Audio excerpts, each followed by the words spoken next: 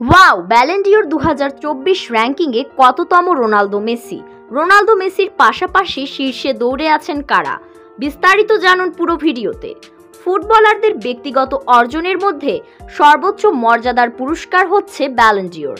এই ট্রফিটি পাওয়া যে কোনো খেলোয়াড়ের জন্যই সম্মানজনক। গত 1.5 যুগ ধরে এই ট্রফিটি নিজেদের করে নিয়েছিলেন ক্রিস্টিয়ানো রোনালদো ও লিওনেল মেসি।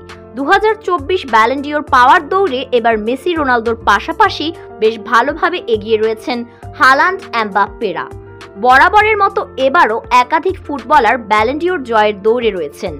স্বাভাবিকভাবেই শত শত কোটি ফুটবল প্রেমীর কৌতূহল 2024 সালে কে পাচ্ছেন এটি। জনপ্রিয় ফুটবল বিষয়ক ওয়েবসাইট goal.com এর জরিপে ব্যালন ডিওর জয়ের লড়াইয়ে এবার সবচেয়ে এগিয়ে রয়েছেন রিয়াল মাদ্রিদের ইংলিশ তারকা জুড বেলিংহাম।